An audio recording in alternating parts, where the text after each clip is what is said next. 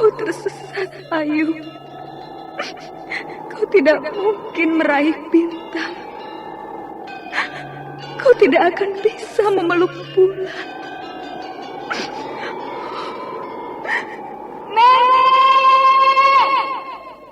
Nenek Raga Runting! Ayu! Ayu!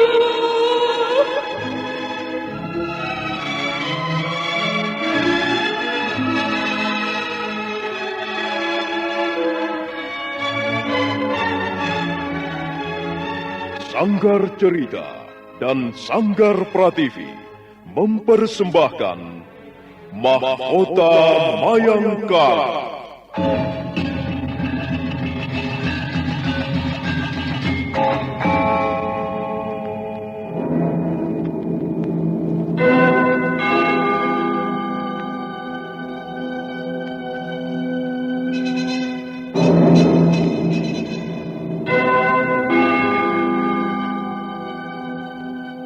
Cerita ini lanjutan dari Tutur Tinular.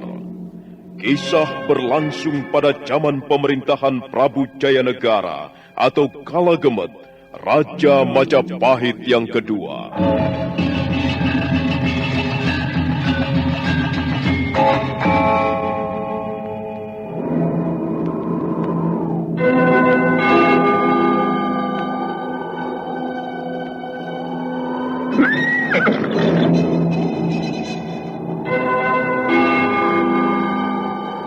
Dia bukan lagi Raja Majapahit.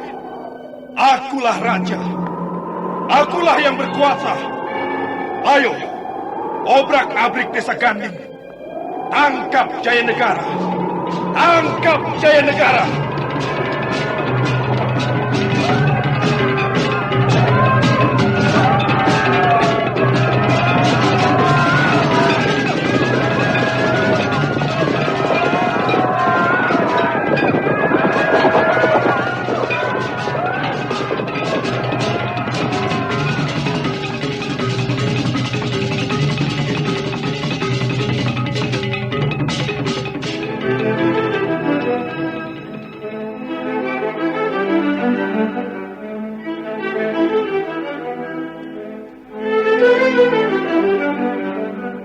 Naskah ditulis dan diolah oleh S. Tijab, hiasan musik dan sutradara C. Ispriyonoka.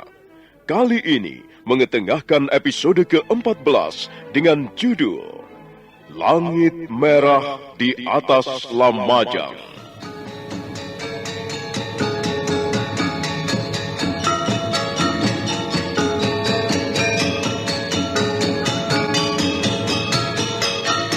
Dalam seri ke-391 ini didukung oleh para pemain Iwan Dahlan sebagai Pranayam, Cika Kusnadi sebagai Tunggadewi, Ai Mujirahayu sebagai Raja Dewi, Bambang Jeger sebagai Cakradara, Abi Nugroho sebagai Kudamerta, Ana Sambayon sebagai Nini Raga Runting, dan Asdi Suhastra, pembawa cerita.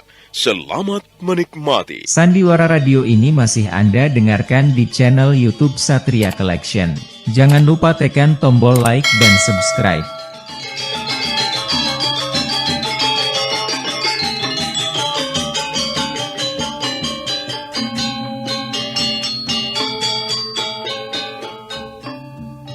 Pranayam menangis terseduh-seduh, meratapi kegagalannya menjalankan tugas. Putri Tunggadewi dan Raja Dewi berusaha menghiburnya. Mereka iba melihat keadaan laki-laki tegap perkasa yang sekarang terbaring lemah di atas ranjang dalam keadaan menyedihkan.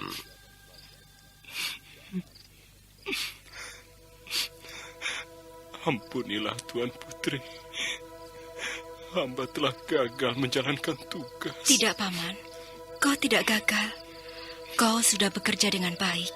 Kami sangat menghargaimu. Benar, Paman.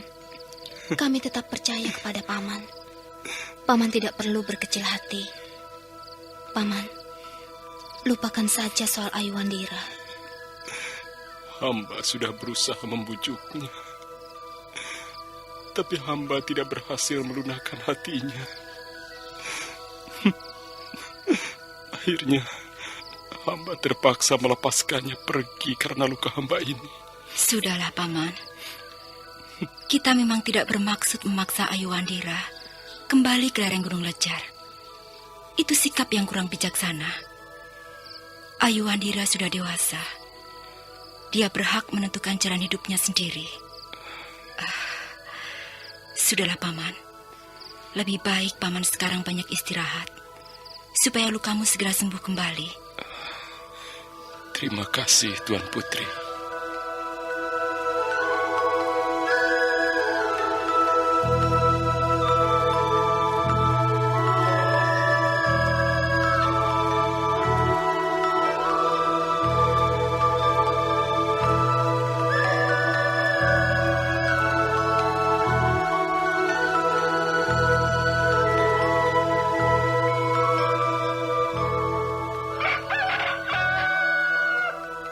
Pagi hari mekar dengan indahnya, bagaikan kelopak bunga Padmasana, bunga teratai putih yang terombang-ambing di tengah-tengah telaga. Bola matahari yang berwarna merah menyala, mulai menebarkan sinar terangnya ke segala penjuru. Lereng Gunung Lejar kembali terjaga setelah semalam tidur dalam mimpinya yang syahdu. Pranayam melangkah meninggalkan ruangan biliknya. Di halaman belakang pondok dia bertemu dengan Cakradara dan Kudamerta. Selamat pagi, Tuan. Awas, Paman Pranayam. Kau pasti belum lupa nama samaran kami, kan? Maaf. Lubdaka dan Samitra. Apakah aku sudah mulai tua ya? Lubdaka dan Samitra. Bagaimana kabar lereng Gunung Lejar selama ini? Kau lihat sendiri, Paman. Kami sudah membuka ladang-ladang baru. Daerah ini cukup baik untuk bertanam jagung. Iya, sekalipun di atas lereng gunung, kita tidak perlu khawatir soal makanan, Paman. Iya, mengapa harus khawatir, Samitra? Kalau orang mau bekerja keras, dia tidak perlu khawatir soal makanan. Bumi Majapahit ini subur dan menjanjikan banyak harapan. Bagaimana keadaan lukamu, Paman Pranayam? Ya, begitulah. Kadangkala sepertinya sudah sembuh, tapi kadangkala terasa sakit luar biasa. Oh iya, Nini Raga Runting sedang berusaha membuat ramuan daun-daunan untuk mengobati lukamu, Paman. Iya. Mudah-mudahan saja dia berhasil. Kulihat tadi Nawamali ini mencarimu, Paman. Oh, itu dia. Mereka sudah menunggu di ruangan pendopo. Ayo, Paman. Ayo kita duduk-duduk di ruangan pendopo.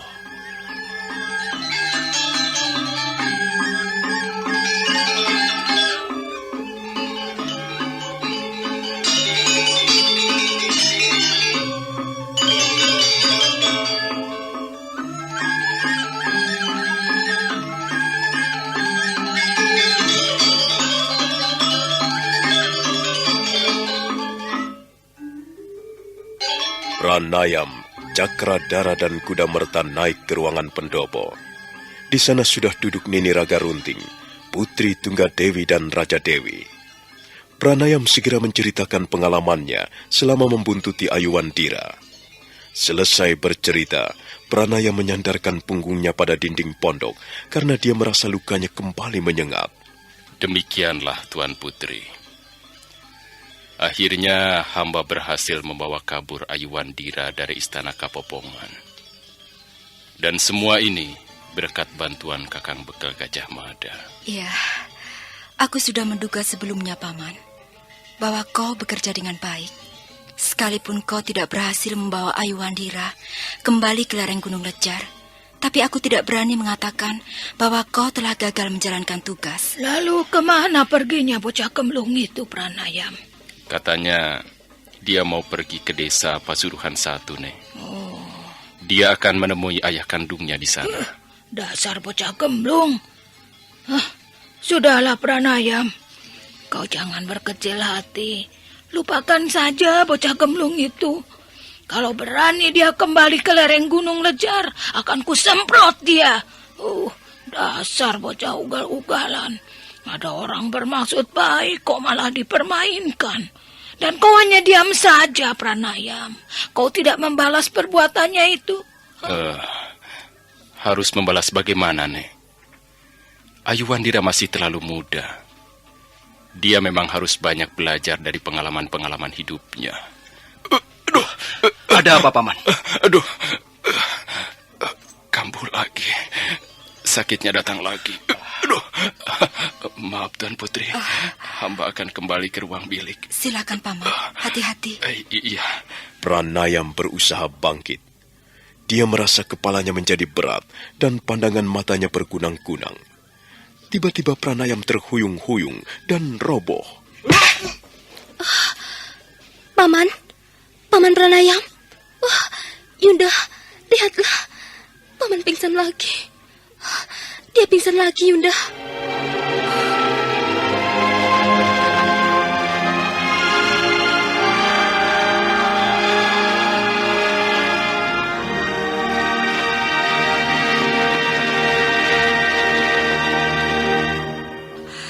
Bagaimana Nini?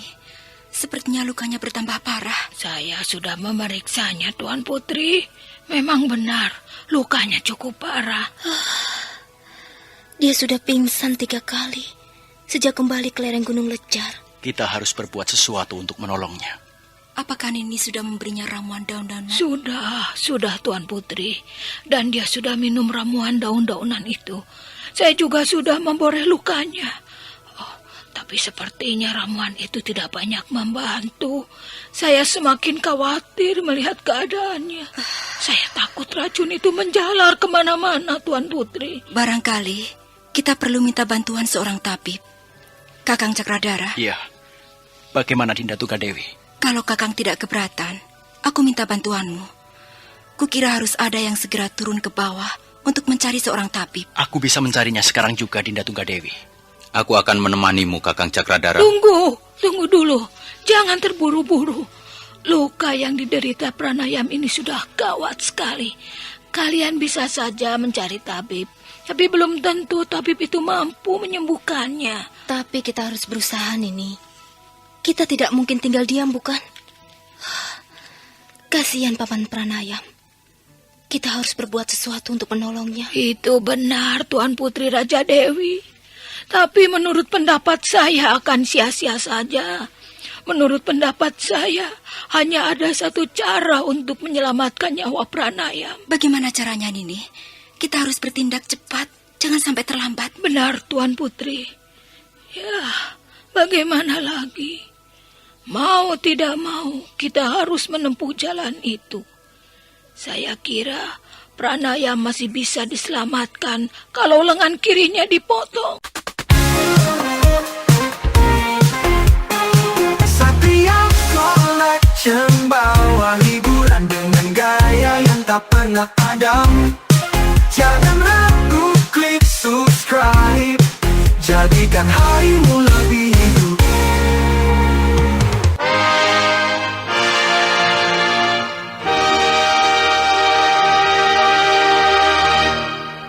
Putri Tunggadewi, Putri Raja Dewi dan yang lain terkejut mendengar ucapan Nini Raka Runting. Mereka seketika terdiam sesaat lamanya. Apa benar itu satu-satunya cara, Nini? Ya, racun warangan itu sangat ganas, Tuan Putri. Kalau sampai racun itu mulai menyebar dengan cepat, Pranayam tidak akan mampu bertahan lagi. Apalagi kalau racun itu sudah mulai menjamah daerah jantungnya. Aku jadi bingung. Bagaimana pendapatmu, Dinda Raja Dewi? Kasihan Paman Pranayam. Kalau dia harus kehilangan lengan kirinya. Aku tidak sampai hati, Yunda. Tapi kalau memang itu satu-satunya cara, artinya kita tidak mempunyai pilihan lain demi menyelamatkan nyawa Paman Pranayam. Kukira jalan itu harus kita tempuh. Iya, walaupun terasa berat. Aku pun sependapat dengan Kakang Cakradara. Kita harus menyelamatkan nyawa Paman Pranayam bagaimanapun caranya. Tapi, apakah Paman Pranayam akan setuju? Nah, Tuan Putri, itulah pertanyaan yang harus kita jawab sekarang juga. Apakah Pranayam kira-kiranya akan setuju kalau lengan kirinya dipotong? Aku kira Paman Pranayam tidak akan setuju, Nini. Dia adalah seorang pendekar. Dia seorang prajurit. Dia sangat membutuhkan lengan kirinya untuk menjalankan tugasnya. Kita harus berusaha memujuknya, Dinda Raja Dewi. Kita harus berusaha memberikan pengertian-pengertian padanya. Saya kira Tuan Putri perlu membicarakan persoalan ini dengan Pranayam. Mudah-mudahan saja dia setuju. Mudah-mudahan saja dia berani menempuh jalan ini demi keselamatan nyawanya. Baiklah, biar nanti aku yang akan bicara dengan Paman Pranayam. Tapi aku minta kau menemaniku, Dinda. Baik, Yunda. Aku akan ikut membantumu bicara dengan Paman Pranayam.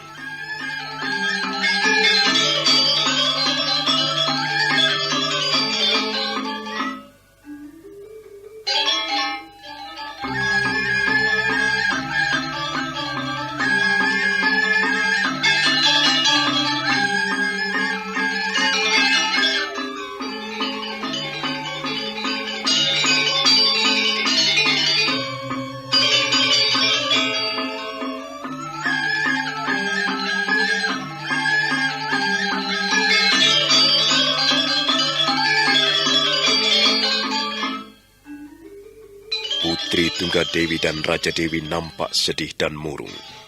Mereka sangat prihatin melihat keadaan Pranayam. Demikian pula Cakradara dan Kudamerta. Mereka tidak sabar menunggu Pranayam sadar kembali. Sementara waktu terus mengalir perlahan menyusuri celah-celah kehidupan. Malam segera tiba. Putri Tunggadewi, Putri Raja Dewi, Cakradara dan Kudamerta kembali duduk di ruangan pendopo. Mereka masih bicara tentang Pranayam. Aku juga tidak yakin Paman Pranayam akan setuju. Tapi aku harus mencobanya. Yunda, sampai sekarang Paman belum sadar kembali. Kalau apa yang dikatakan ini Raga Runting benar, kita harus bertindak cepat. Jangan sampai racun itu menjalar kemana-mana. Jangan sampai kita terlambat. Yunda Tunggadewi, aku takut. Mengapa Paman masih belum sadar juga? Tadi kulihat sebentar di ruang biliknya. Luka itu seperti sudah kering. Tapi aneh sekali. Dia masih mengeluarkan cairan berwarna kuning. Dan sepertinya lengan kirinya semakin bertambah bengkak. Iya, aku juga sempat menengoknya sebentar. Badannya panas dan keringatnya mengucur deras sekali. Nini Raga Runting sampai mengganti pakaiannya. Oh, bagaimana Nini? Oh, dia sudah sadar kembali, Tuan Putri.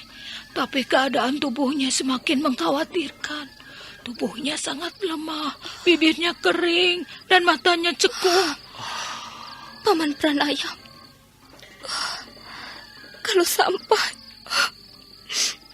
kalau sampai dia tidak tertolong lagi, aku akan merasa sangat kehilangan. Sudahlah, Dinda. Tidak ada gunanya menangis. Kita masih akan berusaha. Benar, Nini. Dia sudah sadar kembali. Sebaiknya Tuan Putri bicara dengannya sekarang. Baik. Ayo, Dinda Raja Dewi. Temani aku bicara dengan Paman Pranayam. Tapi hati-hati. Kita harus menyampaikan usul ini dengan bijaksana. Baik, Yunda. Mari.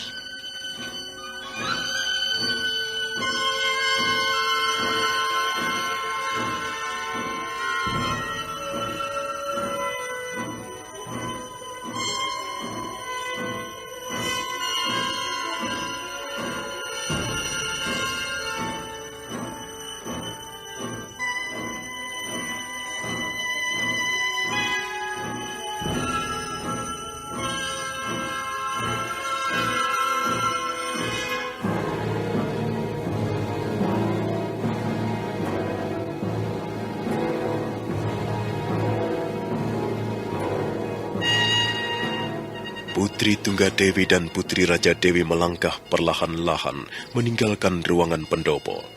Sementara itu, Cakradara, Kuda Merta, dan Nini Raga Runting menunggu dengan cemas dan hati berdebar-debar. Putri Tunggadewi ragu-ragu sejenak. Dia membisikkan sesuatu ke telinga Putri Raja Dewi sebelum akhirnya membuka daun pintu. Oh, Tuan Putri. Mari, silahkan duduk Tuan Putri. Terima kasih, Paman. Bagaimana keadaanmu? Ya, beginilah Tuan Putri.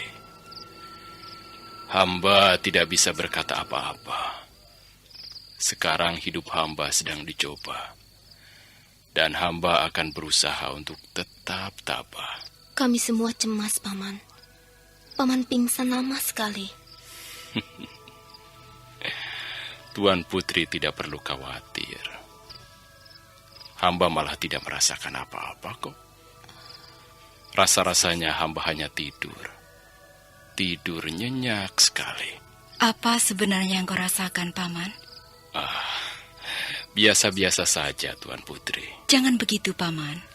Kami semua tahu kau sedang menderita. Kau harus berterus terang supaya kami dapat menolongmu. Sungguh, Tuan Putri. Kalau sedang begini, rasa-rasanya hamba tidak sakit. Sungguh. Hanya di sini, di pangkal lengan hamba rasanya kaku. Selebihnya, hamba tidak merasakan sakit apa-apa. Tapi suatu saat, tiba-tiba rasa sakit itu datang kembali dan menyengat dengan bertubi-tubi. Kepala hamba menjadi berat. Pandangan mata hamba berkunang-kunang. Awal mulanya dari sini, Tuan Putri. Dari daerah di sekitar sini. Luar biasa sakitnya. Panas dan nyeri. Kemudian rasa sakit itu menyebar kemana-mana. Ada apa, Tuan Putri? Begini, Paman. Satria Collection bawa hiburan dengan gaya yang tak pernah padam. Jangan ragu, klik subscribe. Jadikan harimu lebih hidup.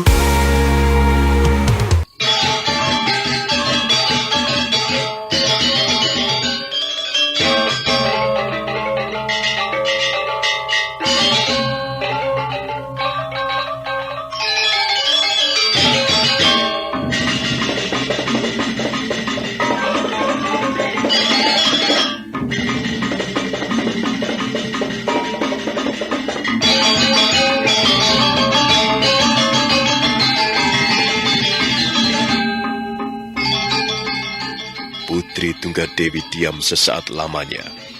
Dia berusaha mencari kata-kata yang baik dan tepat untuk menyampaikan maksudnya. Pranayam duduk di tepi ranjang bambu. Wajahnya pucat, matanya cekung, dan tubuhnya kelihatan sangat lemah. Biarlah, Tuan Putri. Namanya baru sakit. Nanti kalau sudah sembuh, keadaan hamba pasti akan berubah. Tidak seperti ini lagi. Tuan Putri berdua tidak perlu merasa khawatir. Bagaimana kami tidak khawatir, Paman? Paman sudah kami anggap seperti orang tua kami sendiri. Terima kasih, Tuan Putri Raja Dewi. Hamba merasa sangat terharu. Paman, apa sebenarnya yang kau rasakan? Kadangkala rasa sakit itu datang tiba-tiba. Sumbernya dari sini ini, Tuan Putri. Dari bagian di sekitar luka ini. Kemudian rasa sakit itu menyebar kemana-mana. Kepala hamba menjadi berat dan pandangan hamba berkunang-kunang. Menurut Nini Raga Runting, kau kena racun warangan yang sangat kuat dan ganas. Hamba terkena sabetan mata tombak Rakuti pada saat bertarung di luar istana Kapopongan. Semula memang hamba tidak merasa sakit, Tuan Putri. Tapi pada saat hamba sedang berjalan bersama Ayuwandira, hamba merasa ada yang tidak beres di lengan kiri hamba. Ternyata lengan kiri hamba bengkak. Begini, Paman. Kami datang kemari ingin menyampaikan sesuatu padamu. Iya, Tuan Putri. Ada apa? Paman, kau harus tabah. Kau harus berusaha menyelamatkan nyawamu sendiri, Paman. Menurut Nini Raga Runting, satu-satunya cara untuk menyelamatkan nyawamu, kau harus merelakan lengan kirimu untuk dibuang, Paman.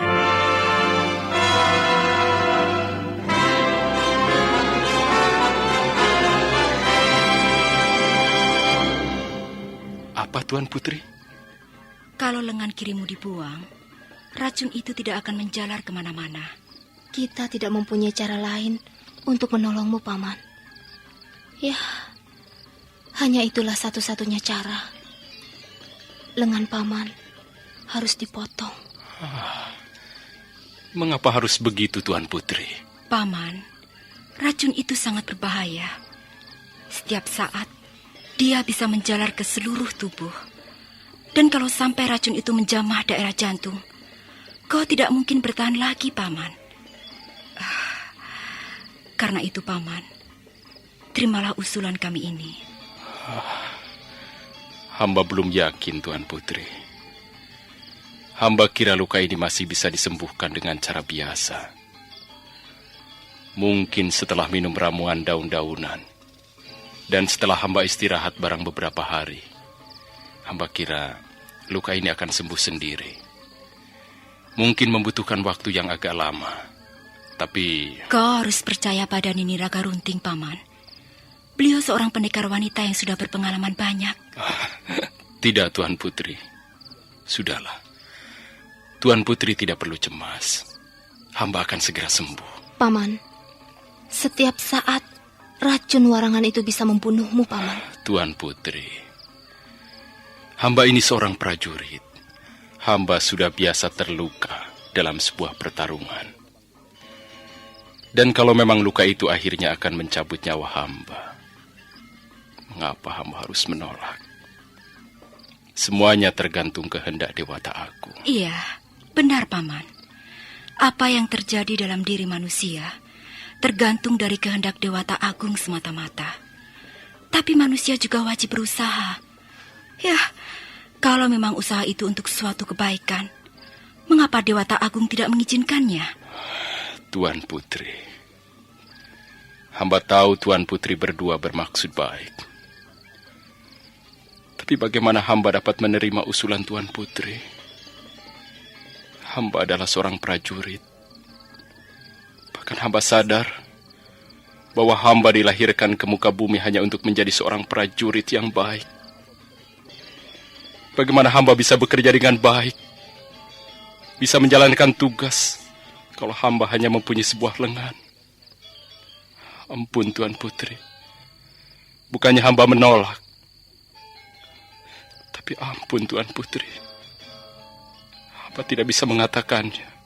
Jadi, kau keberatan jika lengan kirimu dibuang demi menyelamatkan nyawamu, Paman? Ampun, Tuan Putri. Terus terang, hamba keberatan.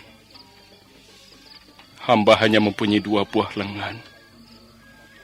Dan selama ini seluruh kemampuan hamba, seluruh pekerjaan dan tugas-tugas hamba percayakan pada 2 buah lengan ini. Kalau salah satunya dipotong, hamba pastilah akan menjadi orang cacat. Dan jika hamba menjadi orang cacat, hamba pasti tidak akan bisa bekerja dengan baik seperti sebelumnya. Dengan lengan sebelah, kemampuan hamba pasti tinggal separuh saja. Ampun, Tuan Putri. Kali ini hamba terpaksa mengecewakan Tuan Putri berdua. Karena itu, hamba mohon ampun yang sebesar-besarnya. Paman Pranayam, aku tidak setuju dengan pendapatmu. Orang cacat masih bisa bekerja dengan baik, sesuai dengan kemampuan yang dimilikinya, Paman. Banyak orang cacat di muka bumi ini, entah cacat bawaan, ataupun cacat karena suatu sebab yang lain. Tapi mereka masih bisa berbuat sesuatu yang berguna untuk orang banyak, Paman. Cacat tubuh tidak akan menjadi halangan untuk menjalankan suatu pengabdian. Yang penting, orang jangan sampai cacat jiwanya. Benar, Paman. Kau tidak perlu berkecil hati. Sekalipun kau cacat, kami akan tetap percaya kepadamu. Kami akan tetap percaya bahwa Paman adalah seorang prajurit yang baik. Baiklah. Mungkin kau membutuhkan waktu untuk berpikir. Dan jangan salah paham, Paman. Kami tidak akan memaksamu. Kami hanya ingin berusaha menyelamatkan jiwamu.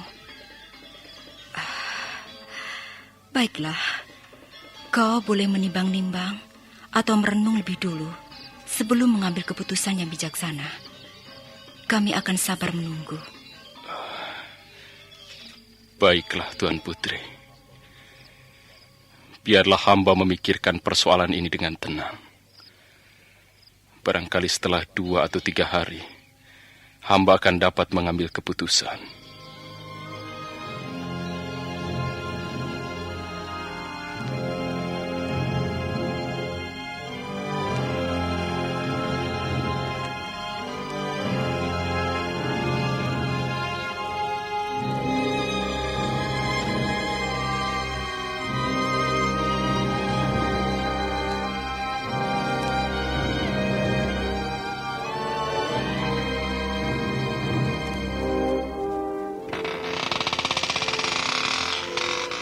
Putri Tunggadewi meninggalkan ruangan bilik.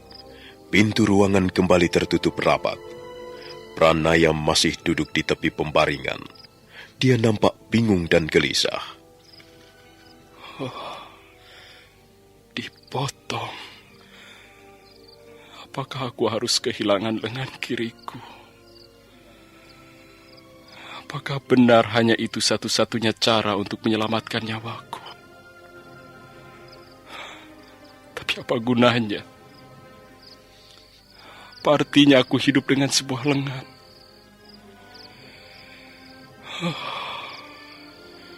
Rasanya berat sekali. Aku tidak mungkin bisa bekerja dengan baik kalau hanya mempunyai sebuah lengan. Aku tidak mau menjadi seorang prajurit cacat. Lebih baik mati daripada aku harus mengorbankan lengan kiriku ini. Ribuan prajurit mati di tengah medan peperangan. Darah mereka tumpah demi membela suatu keyakinan. Dan jika seorang prajurit mati di tengah medan peperangan, maka jiwanya akan terbang dengan ringan, melintasi udara yang berbau harum. Dan para bidadari akan menjemputnya di pintu gapura nirwana. Mereka tidak akan menyesali semuanya. Sekalipun mati, tapi jasa-jasa mereka akan tetap dikenang. Mereka tidak mati dengan percuma.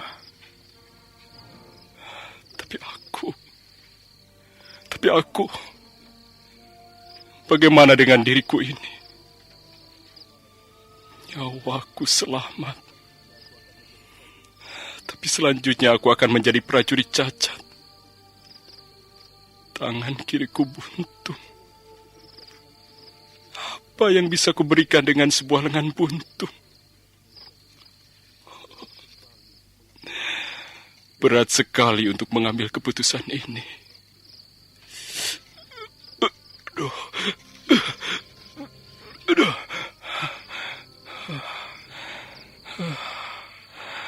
Aku tidak pernah menduga bahwa lukaku akan menjadi separah ini. Aduh. Rakuti. Seharusnya aku tidak lengah menghadapi pendekar tangguh itu. Tapi waktu itu keadaanku terjepit. Aku harus menolong Ayu sekaligus menghadapi Rakuti. Rupanya dia membubuhi ujung tombaknya dengan racun. Dan sekarang racun itu mulai menggerogoti kekuatanku. Rakuti. Kalau misalnya Dewata Agung memperpanjang usiaku, aku ingin bertemu lagi dengan Rakuti. Tapi barangkali itu hanya hayalan belaka. Hanya hayalanku saja. Bagaimana mungkin aku bisa bertemu Rakuti dalam keadaan seperti ini? Oh, Nini. Satria Collection, bawa hiburan dengan gaya yang tak pernah padam. Jangan ragu, klik subscribe, jadikan harimu lebih hidup. Bagaimana keadaanmu, Pranayam? Ya, beginilah Nini. Saya tidak tahu harus berbuat apa. Apakah Tuan Putri sudah menemuimu? Sudah, Nini. Beliau sudah menyampaikan sesuatu padamu? Sudah. Ya, kami semua ingin kau selamat, Pranayam. Kami tidak ingin kehilangan kau. Saya tahu, Nini. Dan saya merasa sangat terharu. Dengar, Pranayam. Sekarang keadaanmu sedang gawat. Kalau kau tidak segera mengambil keputusan, semua akan terlambat. Kau tidak usah ragu-ragu. Kau tidak perlu berkecil hati. Saya tidak bisa mengambil keputusan buru-buru, Nini. Saya membutuhkan waktu untuk memikirkannya, untuk merenungkannya. Mungkin bagi orang lain bisa dengan mudah mengambil keputusan seperti ini. Mereka tidak perlu berpikir panjang lebar untuk menukar lengan kirinya dengan nyawa. Tapi Nini, saya adalah seorang prajurit. Nini tahu betapa berharganya lengan seorang prajurit.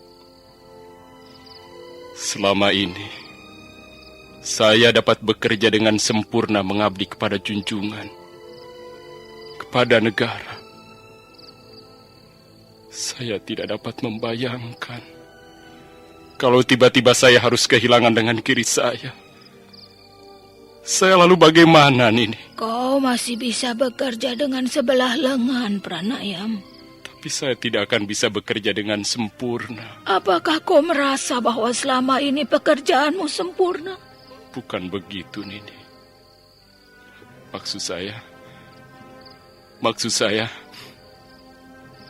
pasti akan bisa bekerja dengan lebih baik jika mempunyai anggota tubuh yang lengkap seperti orang lain. Tapi Pranayam, coba pikir baik-baik.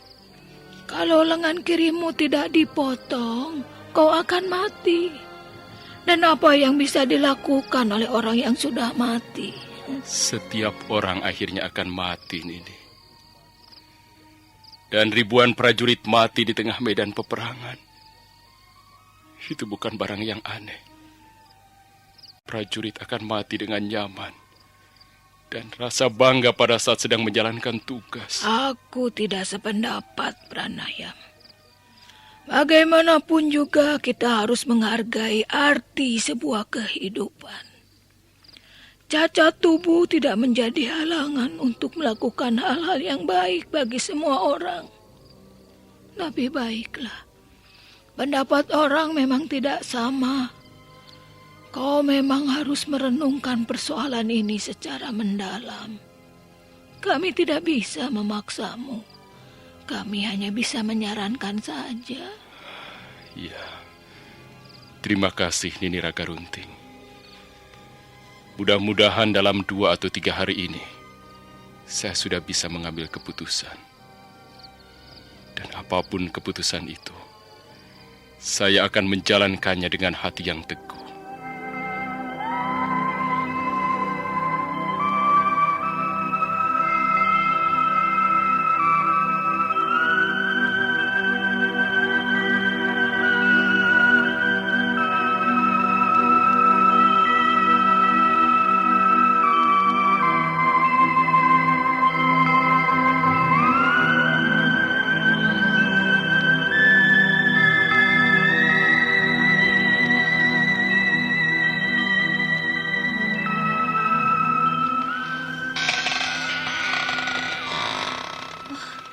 Yunda, Aku sudah tidak sabar lagi, Dinda. Sampai sekarang, Paman Pranaya masih belum memberikan keputusan. iya. Dia memang seorang prajurit yang keras hati, Yunda. Aku sudah kenal wataknya. Tapi dia tidak boleh menjadi bodoh seperti ini, Dinda. Kalau semuanya terlambat, kita tidak akan bisa menyelamatkan nyawanya. Tapi Yunda, aku lihat tadi dia sepertinya sehat-sehat saja. Dan aku lihat tadi dia berjalan-jalan di halaman belakang pondok bersama Kakang Cakradara dan Kuda Merta. Kita tidak dapat melihat apa yang sedang bergolak di dalam tubuhnya, Dinda. Susah juga kalau begini. Ya, kalau saja Paman Pranaya bisa mengerti. Aku ingin bicara sekali lagi padanya. Hati-hati, Yunda. Jangan sampai dia tersinggung. Sebaiknya kau ikut, Dinda. Mari, kita desak Paman Pranaya. Putri Tunggadewi dan Raja Dewi bergegas melangkah meninggalkan ruangan pondok. Mereka segera menemui Pranayam di halaman belakang pondok. Pranayam membungkuk memberikan hormat ketika melihat dua orang junjungannya. Selamat pagi, Tuan Putri. Bagaimana keadaanmu, Paman? Hamba biasa-biasa saja. Hamba senang sekali melihat orang-orang bekerja di ladang. Tapi kau belum bisa bekerja seperti mereka, Paman. Kau harus istirahat sampai lukamu sembuh. Lukanya tidak mungkin sembuh, Kakang Cakradara. Kecuali Paman Pranaya mau berpikir secara sehat. Paman, kami ingin segera mendengar keputusanmu. Maaf, Tuan Putri. Hamba belum bisa memutuskan sekarang. Paman, apa kau tidak dapat mendengar hati kami yang gelisah? Kami semua cemas. Kami takut. Tiba-tiba kau pingsan dan tidak pernah bangun kembali. Ampun, Tuan Putri. Kalau memang terjadi demikian, hamba sudah pasrah. Barangkali memang sudah nasib hamba. Ini bukan persoalan nasib, Paman. Asal kau bisa mengerti, kami akan terus berusaha menyelamatkan nyawamu. Yang penting, kau mengerti. Benar, Paman. Kau tidak perlu takut menjadi orang cacat. Ampun, Tuan Putri Raja Dewi. Terus terang, hamba takut. Hamba takut menjadi orang cacat. Hamba lebih berani menghadapi maut daripada hidup dengan sebelah tangan, Tuan Putri. Kau tidak bisa mempertahankan pendirianmu itu, Paman. Sama sekali tidak masuk akal. Coba lihat. Lenganmu sebentar lagi akan membusuk. Apa yang bisa kau lakukan dengan lengan membusuk? Coba pikir baik-baik, Paman. Benar, Paman Pranayam. Kalau kau merelakan lengan kirimu, maka nyawamu kemungkinan besar masih bisa diselamatkan. Mungkin Paman tidak bisa bekerja seperti biasa lagi, Paman. Tapi kalau nyawa Paman bisa diselamatkan, mengapa jalan itu tidak kita tempuh, Paman? Kita harus menghargai hidup yang diberikan oleh Dewata Agung, Paman. Ingat, Paman. Semua orang ingin bekerja dengan baik. Semua ingin menumpuk jasa. Tapi apa artinya sebuah jasa? Apa artinya sebuah pengabdian jika orang tidak bisa rendah hati? Paman Pranayam.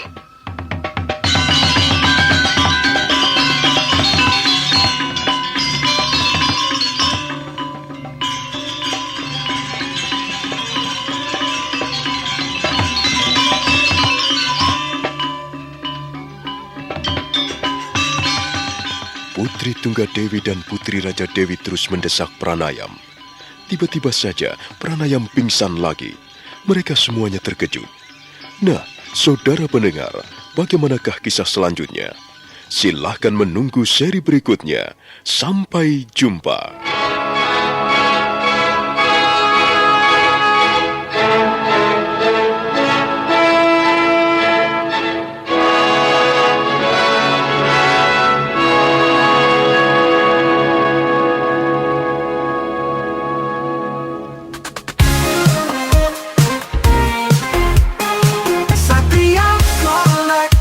Bawa hiburan dengan gaya yang tak pernah ada.